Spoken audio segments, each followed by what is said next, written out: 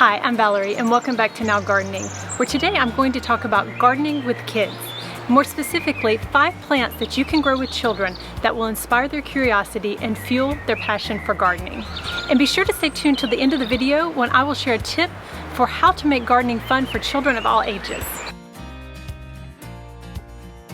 First, let me explain the criteria that I use to decide which plants to choose for my top 5. Let me start by saying that I have 4 kids and 2 grandkids, so I have a little bit of experience when it comes to the kid department. First and foremost, and now this is really important, is to choose plants that children like to eat. At number 2, in order to keep kids excited about this, I chose plants that have an interesting life cycle. Now, if a plant is just getting bigger, but not really much else is happening on the plant, kids tend to lose interest pretty quickly. My third criteria is that I chose plants that have a little bit of mystery about them, and I'll talk more about that as we go through the list. The fourth criteria that I looked at is, and I'll start by saying this, some of my fondest childhood memories involve walking barefoot in a freshly plowed field along with my dad and my brother planting seeds. My not so favorite memories involve harvesting a ton of itchy squash in the steaming Alabama heat. So my fourth criteria I looked at are plants that are fun to harvest. Now, most people will tell you to cater to a kid's short attention span by planting plants that have a short seed to harvest time period. But I don't particularly subscribe to this idea because I have rarely seen kids that are interested in eating lettuce or spinach or herbs. So I'll tell you how to work around a kid's impatience as we go through our list. You might wonder why some plants are not on my list. Tomatoes and cucumbers, for example, which tend to be a kid favorite. And that's because I decided to stay away from plants that are overly fussy and need staking, for example, or plants that are overly susceptible to diseases that can wipe out an entire crop. We want our children's first gardening experiences to be successful ones. It's much easier to handle disappointment or a loss later on once you have a few wins under your belt.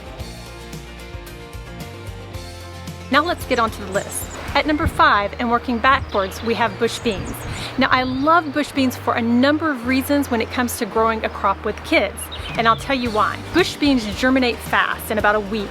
Also, their growing cycle is about 60 days max from seed to harvest. Kids love seeing the little baby beans coming out where the flower was before. And the bushiness of the plant actually gives it kind of a hide-and-seek feel when it comes to harvesting them. And from my experience, even the pickiest kid doesn't mind snacking on a green bean straight off the vine. Now, number 4 might come as a surprise because carrots are notorious for their long growing cycle. However, this doesn't have to be a showstopper. Kids love eating carrots, and carrots that are growing quietly under the ground always have a little bit of mystery to them. Cute tiny one. So what I do to work around the long growing time is I plant enough carrots, so about a month after I see the first carrot tops, I can start harvesting about 1 every 2 weeks. And you'll see kids die laughing when they see the little tiny baby carrots first starting to grow, and then they get more and more excited as week by week, or 2 weeks by 2 weeks, they start seeing the carrots getting bigger and bigger. Another fun game is to guess as you're going along by looking at the carrot top which carrots will be the biggest. Now, before I go on to number 3, if this video has been helpful so far, would you please click on the like button down below. This will help other new growers or growers who are looking to start gardens with their children find this video. Thank you. At number 3, and no list would be complete without this all-time kid favorite, is strawberries. Strawberries are easy to grow and kids love to eat them.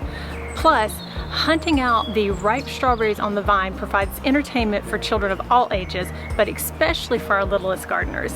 Now, number 2 is a 2-for-1 special, but I explain the pros and cons as I go along. This is blueberries and raspberries. And I listed both of them because both of them will provide some berries in their first year.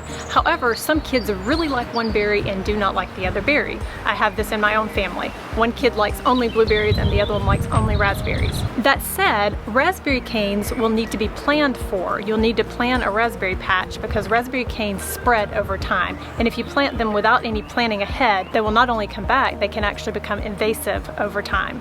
Blueberries, on the other hand, have the advantage that you can buy a blueberry bush and you can pop it in a pot and it stays nice and tidy, and you can decide at a later time if you want to actually put it out into your garden. Both of these berries have a very interesting life cycle, and children love seeing how the flowers slowly transform into berries that they can eat over time. And now for number one, and my personal favorite for growing with children, and that is potatoes. Remember the criteria that I listed at the beginning of this video? Well, potatoes have it all. They have the fun, they have the mystery, they have the yummy eating at the end. And who wasn't fascinated with the eyes growing on potatoes when they were children? From cutting and planting the chitted potatoes all the way through to the Easter egg hunt-like harvest, potatoes are just a huge hit with children of all ages. It is true with potatoes that you need about 3+ months for them to become full size. However, you do have options. You can grow potatoes as new potatoes, which can be harvested in a much shorter time. And the other option is that, especially for children that are a little bit older, I would say 7 and up, you can also use it as a science experiment. Normally these will keep growing out and seeking space to grow and get bigger, where you can plant extra potatoes that you can dig up along the way and see the development of them. Both kids and adults alike are fascinated to see how the potato grows. And now for the tip that I promised at the beginning of the video on how to get kids of all ages to have fun in the garden. And the key here is to engage them at their level. Good job! Good job! Look at the little shovel. Oh, is that another one? Another one? For a 3-year-old, for example, it might be a color game. Let's look for the red strawberries. For a 7-year-old, on the other hand, it might be a game to see how many vegetables he can identify in the garden. Or it might be to see if he's strong enough to pull a carrot up. And for older children, I'd say maybe 11 and up, it could be to have their first raised bed design and crop layout.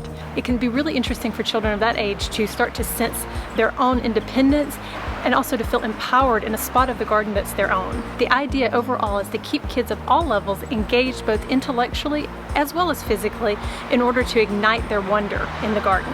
So I hope this video has helped you identify some good ideas for gardening with kids. Have a great week, and I hope to see you back next time. Thank you. Bye.